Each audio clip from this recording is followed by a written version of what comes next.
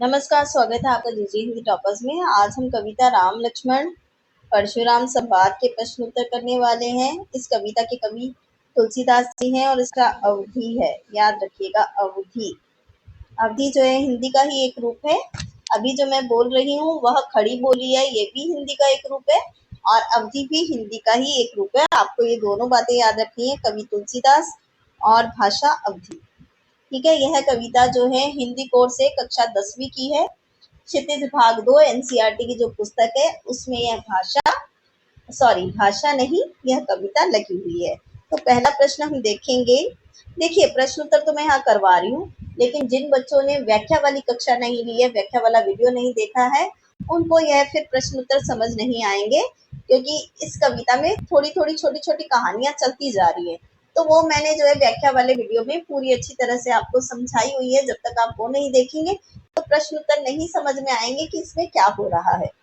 तो मेरी तो सलाह यही है कि आप पहले वह वीडियो देख लीजिए, फिर प्रश्न उत्तर पर आए तो ज्यादा अच्छा है। बाकी आपकी मर्जी। पहला प्रश्न है, देखिए पहला प्रश्न क्या है। परशुराम के क्रोध करने पर लक्ष्मण ने धनुष के टूट जाने के कौन कौन से तर्क दिए। जब धनुष टूटा तो लक्ष्मण ने परशुराम को क्या क्या तर्क दिए वो हमें बताना है। धनुष टूटने पर परशुराम ने क्रोध प्रकट किया, तब लक्ष्मण ने निम्नलिखित तर्क दिए। पहला तर्क लक्ष्मण ने दिया, हमने तो इस धनुष को अन्य धनुषों के समान साधारण धनुष समझा। दूसरा तर्क है, श्री राम ने इसे नया ही समझा था। तीसरा है, यह धनुष तो श्री राम के छूने मात्र से ही टूट गया, इसमें उनका कोई दोष नहीं है। चौथा तर्क है, हम धनुष के टूटने में लाभ हानि को नहीं देखते। जिन बच्चों को स्क्रीनशॉट लेना है वह ले लीजिए।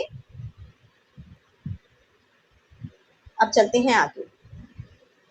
प्रश्न नंबर 2, परशुराम के क्रोध करने पर राम और लक्ष्मण की जो प्रतिक्रियाएं हुई हैं उन दोनों के स्वभाव की विशेषताएं। अब स्वभाव की विशेषताएं राम और लक्ष्मण की। चलिए राम की स्वभाव की विशेषताएं देखते हैं। राम विनयशील, बड़ों की आज्ञा का पालन करने वाले, धैर्यवान, मृदुभाषी। मृदुभाषी का अर्थ होता है मीठा बोलने वाले। ठीक है, मृदुभाषी हैं। उन्होंने स्वयं को परशुराम का दास बताया, ऐसा उन्होंने कविता में कहा है। वे परशुराम की क्रोधपूर्ण बातों को अत्यंत धैर्यपूर्वक सुनते और सहते रहे। यह भी बात कविता के अनुसार ठीक है। अब लक्ष्मण के स्वभाव की विशेषताएं देखते हैं। लक्ष्मण निडर एवं साहसी हैं, बिल्कुल ठीक बात है, कविता में उन्हें ऐसा ही दर्शाया गया है। भाषा में व्यंग्य का समावेश रहता है। हाँ, ये बात भी बिल्कुल ठीक है, लक्ष्मण जो है व्यंग्योक्तियों का इस्तेमाल करते हैं बोलते समय। वे परशुराम के क्रोध और फरसे से आतंकित, आतंकित का अर्थ होता है डरना, भयभीत होना, आतंकित नहीं होते तथा अन्याय को सहन नहीं कर पाते। स्क्रीनशॉट जिनको लेना है वे जल्दी से ले लीजिए। प्रश्न नंबर 3, लक्ष्मण और परशुराम के संवाद का जो अंश आपको सबसे अच्छा लगा उसे अपने शब्दों में संवाद शैली में लिखिए। यानी संवाद डायलॉग्स की तरह लिखना है। किसका? लक्ष्मण और परशुराम का। राम का नहीं है तो राम को आपको लेने की कोई आवश्यकता नहीं है। आप चाहे तो कुछ भी ले सकते हैं, मुझे जो ठीक लगा मैंने यहाँ लिया है। तो लक्ष्मण क्या कहते हैं, हे मुनि, हमारे लिए सभी धनुष समान है, किसी धनुष के टूटने में हम लाभ या हानि नहीं जानते। और फिर श्री राम की आंखों को, यहाँ पे को कर लीजिए, ठीक है, श्री राम की आंखों को धोखा हो गया था, उन्होंने इस धनुष को नया समझ लिया, परंतु यह राम के छूने मात्र से ही टूट गया, इसमें इनका कोई दोष नहीं है। यह तो रहा लक्ष्मण की बात। अब परशुराम, परशुराम का संवाद। हे दुष्ट, मैंने तुझे बालक समझकर, ये वो लक्ष्मण से कह रहे हैं, इसका याद रखना। हे दुष्ट, मैंने तुझे बालक समझकर तेरा वध नहीं किया। मैं बाल ब्रह्मचारी और बहुत क्रोधी हूँ, पूरे विश्व में क्षत्रियों का नाश करने के लिए प्रसिद्ध हूँ। मैंने अपने बल से कई बार राजाओं को मारकर उनकी भूमि ब्राह्मणों को दी है। तू मेरे इस फरसे को देख, इसने सहस्र बाहु एक राजा थे जिनकी 1000 भुजाएं थी। 1000 भुजाएं होंगी तो सीधी सी बात है वो बहुत ताकतवर होगा ना। एक दो भुजाओं वाले राजा से वो बहुत ही ज्यादा ताकतवर होगा, लेकिन परशुराम ने उसको भी अपने फरसे से काट डाला था। लेकिन क्यों काटा था वह भी एक कहानी है, लेकिन वो यहाँ पर मैं नहीं बता सकती, बस इतना ही बहुत है। तो सहस्र बाहु को काट डाला है उनके फरसे ने और यह बहुत कठोर है। अब चलते हैं प्रश्न नंबर 4 की तरफ। परशुराम ने अपने विषय में सभा में क्या क्या कहा? निम्न पद्यांश। पद्यांश का अर्थ होता है कविता का एक भाग।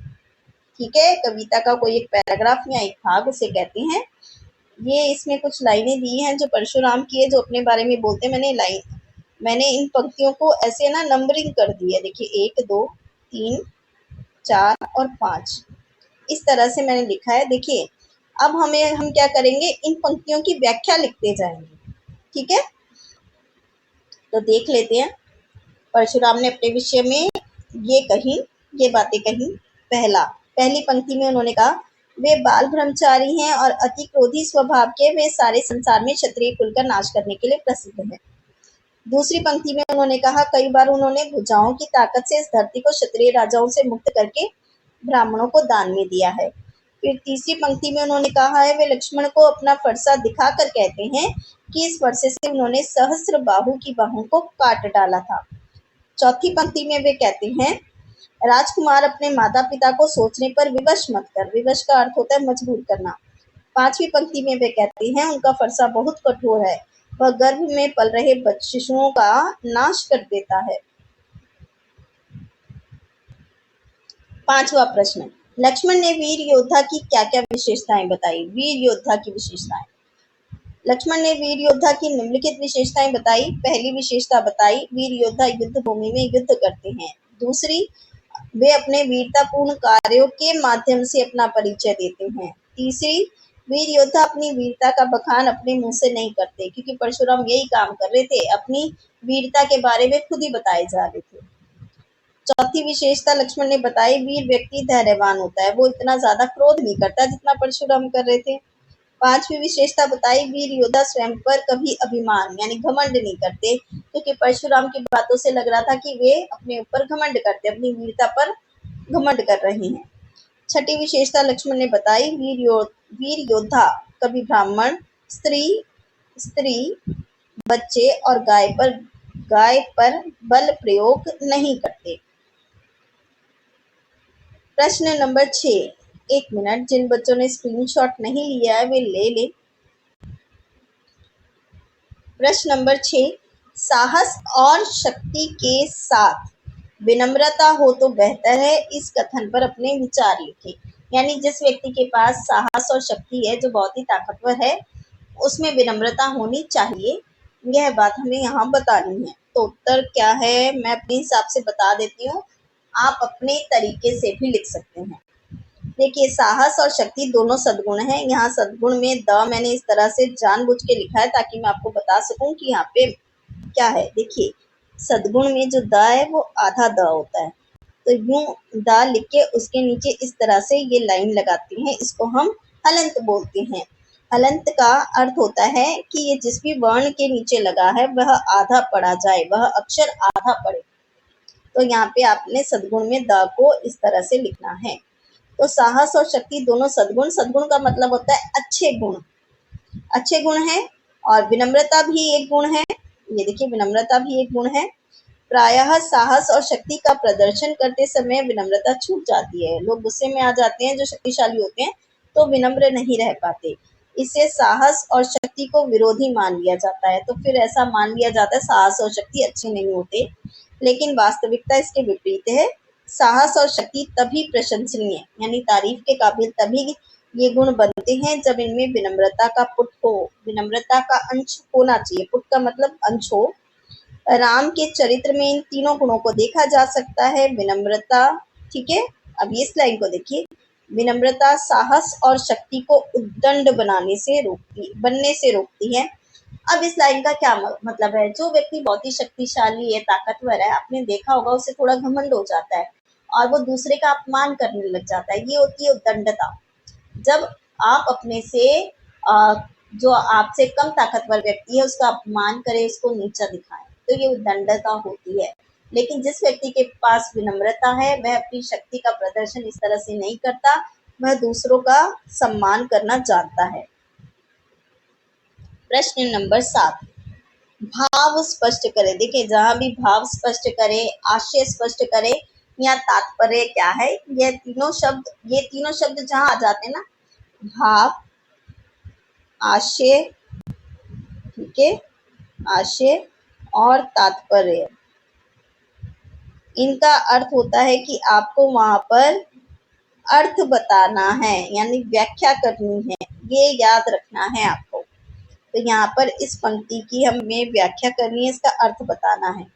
तो क्या है इन पंक्तियों में? इन पंक्तियों का भाव यह है कि लक्ष्मण ने हंसकर मुनि परशुराम पर व्यंग्योक्ति, व्यंग्योक्ति का मतलब होता है व्यंग्य से भरी बातें कही कि आप स्वयं को बड़ा योद्धा समझने का भ्रम पाले हुए, धोखा पाले हुए हैं, अतः मुझे बार बार फरसा दिखाकर डराने का प्रयास कर रहे हैं। आपका यह प्रयास पहाड़ को फूंक से उड़ाने का प्रयास है, अर्थात व्यर्थ है। यह प्रयास असंभव और निष्फल हो जाएगा कि आप जो है बार बार बोले जा रहे हैं, तो हम भी जो है कम नहीं है, हम आपसे डरते नहीं है, कहने का अर्थ ये है। अब दूसरी देखिए, दूसरी पंक्ति ये रही, इसका इसका भाव क्या है? ये है, इन पंक्तियों में लक्ष्मण अपने साहस का परिचय देते हुए कहते हैं कि हम भी कुम्हड़बतिया के भांति कमजोर नहीं है। यहाँ पे क्या है? नुक्ता आएगा, नुक्ता, ये जब जा के नीचे हम इस तरह की बिंदी लगाते हैं, इसको नुक्ता कहा जाता है। तो फिर जा जो है जा की तरह पढ़ा जाता है। हम भी यहाँ कुम्हड़बतिया की भांति कमजोर नहीं है, ये काट देंगे। जो तुम्हारी तर्जनी, तर्जनी होती है अंगूठे के साथ वाली उंगली, तर्जनी को देखते ही डर जाएं। मैंने फरसे और धनुष बाण को भली प्रकार देख परख कर ही कोई बात कही है। यह लक्ष्मण ने कही थी बात। चलिए प्रश्न नंबर 8, पाठ के आधार पर तुलसी के भाषा सौंदर्य पर 10 पंक्तियां लिखिए, यानी भाषा से संबंधित 10 पंक्तियां हमें लिखनी है। तो देखते हैं पहली पंक्ति, सॉरी माफ कीजिएगा, पहला क्या है? यह काव्यांश तुलसी कृत यानी तुलसी द्वारा लिखित रामचरितमानस के बालकांड से संकलित है। संकलित ना लिखा जाए तो लिया गया है, यह भी लिख सकते हैं कि बालकांड से लिया गया है, आप ऐसे भी लिख सकते हैं। दूसरी पंक्ति है, भाषा शुद्ध साहित्यिक अवधि है। मैंने आपको पहले ही कहा था इसकी भाषा अवधि है, यह बात याद रखनी है। शुद्ध साहित्यिक ना लिखा जाए तो अवधि लिख देंगे तब भी चलेगा। दोहा चौपाई छंद शैली अपनाई गई है, यह बात ठीक है, इसका छंद दोहा चौपाई है। अनेक अलंकारों का सटीक प्रयोग किया गया है। पांचवी पंक्ति है, तुलसी ने अनेक मुहावरों एवं लोकोक्तियों का प्रयोग किया है। देखिए कुम्हड़बतिया और फूंक मारकर पहाड़ उड़ाने वाली बातें ये लोकोक्तियां ही हैं। फिर छठी पंक्ति है, व्यंग्य का अनूठा सौंदर्य झलकता है, यह बात भी ठीक है। सातवां है, राम लक्ष्मण परशुराम के चरित्र को सुंदरता से प्रदर्शित किया गया है। ठीक है, भाषा के माध्यम से ही हुआ ना, हम तो पढ़ रहे हैं, तो हम तो भाषा के द्वारा ही समझ रहे हैं सब कुछ। फिर आठवीं पंक्ति है, लक्ष्मण के संवाद वीर रस से परिपूर्ण है, परिपूर्ण माने भरे हैं। नौवीं है, भाषा की विशेषता व्यंजना शैली की सरस अभिव्यक्ति भी है। बड़े अच्छे से तुलसी जो कहना चाहते हैं वो यहाँ पर अभिव्यक्त करते हैं। 10वीं और आखिरी पंक्ति है, शब्दों का अनूठा चयन आएगा यहाँ पे। ठीक है, यहाँ पे चयन लिख लीजिए आप, यहाँ पे चयन आना चाहिए, शब्दों का अनूठा चयन, मैं यहाँ लिख देती हूँ। ठीक है, शब्दों का अनूठा चयन भाषा में प्रवाह एवं गति को बढ़ाते हैं। ये हो गया इसका उत्तर। अब प्रश्न नंबर 9, पूरे प्रसंग में व्यंग्य का अनूठा सौंदर्य, ये आ गया ना, वो शब्दों का चयन ये इसी से मिलता जुलता है। पूरे प्रसंग में व्यंग्य का अनूठा सौंदर्य उदाहरण के साथ स्पष्ट कीजिए, यानी हमें व्यंग्य वाली बातें बतानी है। व्यंग्य लक्ष्मण ने किए थे, तो लक्ष्मण की कोई भी बात, कोई भी संवाद आप उठा लीजिए, वो ठीक जाएगा इसमें। तो तुलसीदास द्वारा रचित परशुराम लक्ष्मण संवाद मूल रूप से व्यंग्य काव्य कृति है। ठीक है, उदाहरण के लिए अब यहाँ पर हम देखते हैं, यहाँ पे परशुराम और लक्ष्मण इसीलिए लिया है कि व्यंग्य इन दोनों के बीच में ही हुआ है। राम ने कोई भी व्यंग्य वाली बात नहीं की थी, इसलिए यहाँ पर नहीं दिया। देखिए अब है लक्ष्मण का, हमने पहले संवाद ले लिया, बहु धनु ही तोरी लड़िकाई, कभू नासी एरिस किन्हीं गोसाई। अगर आपसे ये पंक्ति ना लिखी जाए तो मत लिखिए, आप सीधा सीधा ये भी लिख सकते हैं। ठीक है, ये मैं बता देती हूँ, अगर ये नहीं लिखा जाता क्योंकि ये अवधि में है तो रहने दीजिए, आप सीधा सीधा हिंदी वाला लिख लीजिए, खड़ी बोली वाला। लक्ष्मण परशुराम से कहते हैं कि हमने बचपन में कई धनुष तोड़े हैं, परंतु तब आप हम पर इतने क्रोधित नहीं हुए। ठीक है, अब हम इसमें दो उदाहरण ये जो भी हम उदाहरण दे सकते हैं वो देंगे। तो दूसरा उदाहरण ये है, इसका अर्थ क्या है, यहाँ कुम्भड़बतिया के समान कोई इतना कमजोर नहीं है, आपकी तर्जनी उंगली देखकर डर जाएगा। फिर अगला उदाहरण है, पुनी पुनी मोही देखा कुठारू चहत उड़ावन फूंकी पहाड़ू। इसका अर्थ है, लक्ष्मण परशुराम से कहते हैं, आप बार बार मुझे अपनी कुठार दिखाकर डरा रहे हैं, आप फूंक मारकर पहाड़ उड़ाना चाहते हैं। आप सीधा सीधा जो है हिंदी वाला भी लिख सकते हैं, पर कुछ टीचर्स को, जो आपके स्कूल के अध्यापक हैं, उन्हें जो है यह अच्छा नहीं लगेगा, या हो सकता है वो जो है आपको कहे कि नहीं, आपको इस तरह की पंक्तियां भी लिखनी चाहिए, तो आप लिख लीजिए, लेकिन जब आप परीक्षा देंगे तो आप सिर्फ यही लिखिए, इसमें भी आपको पूरे अंक मिलेंगे। अब चलते हैं प्रश्न नंबर 10। निम्नलिखित पंक्तियों में प्रयुक्त अलंकार पहचान कर लिखिए। पंक्तियां हमारे प्रश्न में दी है और हमें अलंकार पहचान कर लिखना है। देखिए, पहली क्या है, बालकू बोली बधो नहीं तोई। अब इसमें क्या है, ब ब ब, जब इस तरह से कोई क्रम से कोई अक्षर बार बार आता है तो वहां अनुप्रास अलंकार होता है। ठीक है, ब वर्ण की आवृत्ति है, ये मैंने आपको समझाने के लिए लिखा है, आप नहीं लिखना चाहते तो मत लिखिए। ये ब वर्ण की आवृत्ति समझाने के लिए लिखा है, आपने नहीं लिखना, आप मत लिखिए, लेकिन आप सिर्फ अनुप्रास अलंकार लिख लेना। ठीक है, लेकिन समझाने के लिए मुझे तो लिखना पड़ेगा। अब दूसरी पंक्ति है हमारे प्रश्न की, कोटि पुलिस सम बचनु तुम्हारा। देखिए, जहां पर भी इस तरह सम आ जाए, ठीक है, तो वो होता है उपमा अलंकार। ठीक है, क्योंकि यहाँ पे तुलना की जा रही है। पुलिस सम बचनु, देखिए पुलिस यानी वज्र, करोड़ों वज्रों के समान आपका जो है आपके वचन है, तुलना कर दी ना कि करोड़ों वचनों के समान। और यहाँ पर जो है समवाचक शब्द है, ये आपको समझाने के लिए, आप चाहो तो यहाँ पे अनुप्रास अलंकार भी ले सकते हो। क की जो है क का दो बार आ गया तो अनुप्रास अलंकार। अनुप्रास अलंकार में क्या होता है, एक ही अक्षर जो है दूसरे शब्द में भी आना चाहिए, ऐसा कम से कम 2 बार होना चाहिए, 3-4 बार जितना मर्जी हो आप कर सकते हो, लेकिन कम से कम 2 बार होना चाहिए। ठीक है, अब चलते हैं रचना अभिव्यक्ति, इससे भी बहुत प्रश्न आते हैं। देखिए, अब प्रश्न नंबर 11 है, सामाजिक जीवन में क्रोध की जरूरत बराबर पड़ती है। यदि क्रोध ना हो तो मनुष्य दूसरे के द्वारा पहुंचाए जाने वाले बहुत से कष्टों की चिर निवृत्ति का उपाय ही ना कर सके। कि अगर व्यक्ति को क्रोध नहीं आएगा तो वो दूसरा व्यक्ति अगर कोई अन्याय करेगा तो उसको चुपचाप सहता जाएगा, तो क्रोध होना भी जरूरी है। अब आचार्य रामचंद्र शुक्ल जो हैं, इन्होंने एक कथन कहा था और वो इस बात की पुष्टि भी करते हैं कि क्रोध जो होता है ना, गुस्सा जो होता है, हमेशा नकारात्मक भाव लिए नहीं होता, कि जरूरी नहीं क्रोध हमेशा नेगेटिव हो, नकारात्मक हो, बल्कि कभी कभी सकारात्मक, यानी कभी कभी पॉजिटिव। देखिए, सकारात्मक का अर्थ होता है पॉजिटिव, नकारात्मक का अर्थ होता है नेगेटिव। कभी कभी ये सकारात्मक भी होता है। इसके पक्ष या विपक्ष में अपना मत यानी अपने विचार प्रकट कीजिए। पक्ष फेवर और विपक्ष मतलब इसके अगेंस्ट में, किसके, गुस्से के, क्रोध के। तो देखते हैं हम पहले क्रोध के पक्ष में, पक्ष का मतलब फेवर में हम क्या कह सकते हैं। देखिए, जीवन में क्रोध की बराबर आवश्यकता पड़ती है, क्योंकि क्रोध अन्याय का प्रतिकार कराता है। अन्याय, प्रतिकार का अर्थ होता है विरोध, अन्याय का विरोध कराता है। जब तक गुस्सा नहीं आता इंसान अन्याय के विरुद्ध खड़ा नहीं होता। ठीक है, यह हमें आत्मसम्मानी बनाता है, हमें उत्साह का संचार करता है, क्योंकि गुस्सा जब आता है तब इंसान जो है जोश में आ जाता है, तो यह हमें उत्साह का संचार करता है। क्रोध कष्टों की निवृत्ति कराता है। जब कोई दूसरा कष्ट दे रहा होता है ना, और उस पर अगर आप क्रोधित हो जाओ तो वो वहीं पर रुक जाएगा, तो कष्टों से मुक्ति दिलाता है। निवृत्ति का अर्थ होता है मुक्ति। ठीक है, ये भी आप शब्द लिख सकते हैं। यह हमारे व्यक्तित्व का परिचायक है, यानी हमारे व्यक्तित्व का परिचय देता है। अब क्रोध के विपक्ष में यानी इसके अगेंस्ट में, क्रोध एक मनोविकार है। मनोविकार यानी एक जो है मानसिक समस्या भी हो सकती है।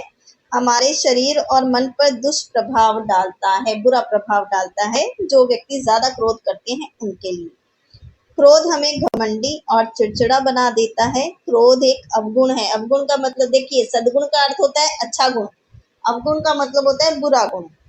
क्रोध में विवेक, विवेक यानी समझदारी मारी जाती है, विवेक मारा जाता है। इस भाव में किसी के प्रति अन्याय हो जाता है और कभी कभी क्रोधी व्यक्ति दूसरे के साथ अन्याय भी कर देता है।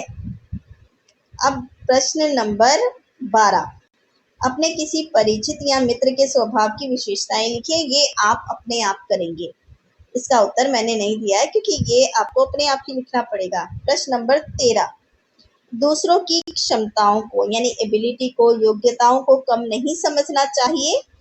इस शीर्षक को ध्यान में रखते हुए कहानी लिखिए। अब इस शीर्षक का अर्थ होता है टाइटल। टाइटल क्या होगा? दूसरों की क्षमताओं को कम नहीं समझना चाहिए। ये हमारा शीर्षक है और हमें एक कहानी लिखनी है। आप कोई भी कहानी लिख सकते हैं। मैंने यहाँ पर एक छोटी सी कहानी दी है, वो हम देख लेते हैं। चंपक वन के शेर राजा को चूहा बिल्कुल पसंद नहीं था। वह चूहे को एक छोटा सा कमजोर, ठीक है, कमजोर प्राणी मानता और अक्सर उसका अपमान किया करता था। वह चूहे से कहता कि वह किसी काम का नहीं है और उसका मजाक उड़ाया करता था। एक दिन शेर नदी किनारे पानी पी रहा था, तभी वहां पर, यहाँ पे ये मात्रा है, ठीक है, चंद्र बिंदु है, लगा लीजिए। तभी वहां पर छिपे हुए शिकारी ने शेर के ऊपर जाल फेंककर उसे फंसा दिया। यहाँ पर भी चंद्र बिंदु आएगा। आजकल तो चंद्र बिंदु जो है वो उसकी जगह बिंदु भी लगा दो तो चलता है। ऐसा मैंने कई लोगों को करते हुए देखा है। तो फेंक कर उसे फंसा दिया। तब शेर को लगा कि यहाँ पे हम पूर्ण विराम लगा देंगे। तब शेर को लगा कि आज तो उसका अंत निश्चित है। कुछ देर बाद शिकारी किसी काम से वहां से गया। तभी चूहे ने आकर, यहाँ पे चूहे कर लीजिए, ठीक है, ये हटा देती हूँ। तभी चूहे ने आकर शेर का जाल कुतर कर उसे आजाद कर दिया। तब शेर को लगा कि उसे किसी भी प्राणी की क्षमता को कम नहीं समझना चाहिए। ठीक है, ये मेरी तरफ से कहानी थी। अब प्रश्न नंबर 15, उन घटनाओं को याद करके लिखिए जब आपने अन्याय का प्रतिकार किया हो। प्रतिकार का अर्थ होता है विरोध किया हो। ऐसी आप कोई भी घटना अपने जीवन की लिख सकते हैं। मैं यहाँ पर एक घटना बता देती हूँ। एक बार मैं और मेरी माँ बैंक में किसी काम से गए थे, तो दोपहर के 2 बजने के कारण बैंक कर्मचारी ने कहा कि इस समय वह कोई काम नहीं करता। सॉरी, यहाँ पे वह नहीं, ये नहीं, मैं अभी यहाँ पे एक करेक्शन आपको बताती हूँ। यहाँ पर देखिए, जब यहाँ पर वह है तो इसका मतलब है कि ये एक वचन है और यहाँ पर ये बहुवचन आ गया, तो आप इसकी जगह करता कर लो, ते को ता कर लो। तो बैंक कर्मचारी ने कहा कि इस समय वह कोई काम नहीं करता, किंतु बैंक का समय शाम के 4 बजे तक था, लेकिन वह नहीं माना। तभी एक व्यापारी आया और बैंक कर्मचारी उसका काम करने लगा, तो मैंने इस पर विरोध जताया और उसे कहा कि जब समय 4 बजे तक का है तो आप हमें मना कैसे कर सकते हैं। मैंने इस बात की शिकायत बैंक प्रबंधक से की। तब से बैंक कर्मचारी तय समय तक काम करने के लिए तैयार रहते हैं या रहता है। ठीक है, जो भी आपको ठीक लगे आप कर लीजिए। प्रश्न नंबर 16, अवधी भाषा आज किन किन क्षेत्रों में बोली जाती है? तो अवधी भाषा कानपुर, लखनऊ, फैजाबाद, बाराबंकी, प्रतापगढ़, सुल्तानपुर, जौनपुर, मिर्जापुर, ठीक है, वाराणसी, इलाहाबाद तथा आसपास के क्षेत्रों में बोली जाती है। अब ये जो प्रश्न था ना, ये हमारा एनसीईआरटी का, ठीक है, अंतिम प्रश्न था, लेकिन एक बहुत ही मुख्य प्रश्न है या मैं कहूँ इम्पोर्टेंट प्रश्न है जो पहले एनसीईआरटी में था, लेकिन अब उन्होंने यह प्रश्न हटा दिया है, तो पेपर में आने के पूरे इसके चांसेस बनते हैं। तो एक बार ये भी हम देख लेंगे। अब यह जो हमारी कविता है ना, संकलित अंश है, इसमें राम का व्यवहार विनयपूर्ण और संयत है कि राम गुस्सा नहीं करते, वो सारी बातें सुन लेते हैं परशुराम की। और लक्ष्मण जो है लगातार व्यंग्य बाणों का उपयोग करते हैं और परशुराम का व्यवहार क्रोध से भरा हुआ है। आप अपने आप को इस परिस्थिति में रख कर लिखें कि आपका व्यवहार कैसा होता, कि भाई राम जो है धैर्यवान बने हुए हैं, परशुराम क्रोध किए जा रहे हैं और लक्ष्मण व्यंग्य बाण चला रहे हैं। आप इस परिस्थिति में होते तो आप कैसा व्यवहार करते ये। तो इस प्रश्न के भी बहुत जो है चांसेस है कि ये परीक्षा में पूछा जाए। इसका उत्तर देखिए, हमारा व्यवहार संतुलित होता, मतलब बैलेंस होता। हम ना तो किसी के सामने स्वयं को उसका दास बताते जैसा राम ने कहा, और ना लक्ष्मण के समान परशुराम पर व्यंग्य बाण छोड़ते। हम परशुराम के क्रोध को, यहाँ पर के आएगा, ठीक है, हम परशुराम के क्रोध को भी अनुचित मानते हैं। हम सीधी तरह से अपनी बात कहते, जो काम हमने किया उसे साहसपूर्ण ढंग से स्वीकार करते। यदि सामने वाला फिर भी क्रोध करता तो हम उसको युद्ध की चुनौती देते। ये थे आज के प्रश्न उत्तर। आपको यदि यह वीडियो अच्छा लगा है तो इस चैनल को सब्सक्राइब कर लीजिए, वीडियो को अपने दोस्तों में शेयर कीजिए, इसे लाइक कीजिए और कमेंट करके मुझे बताएं कि आपको जो भी मैं समझा रही हूँ या जो मैं कक्षाएं ले रही हूँ वो आपको कैसी लग रही है। कमेंट ज़रूर कीजिएगा, मुझे आपके कमेंट्स का जो है इंतज़ार रहेगा, ताकि मैं आगे के लिए सोच सकूं कि मुझे किस तरह से काम करना है। तो मिलते हैं अगली कक्षा में, तब तक के लिए धन्यवाद।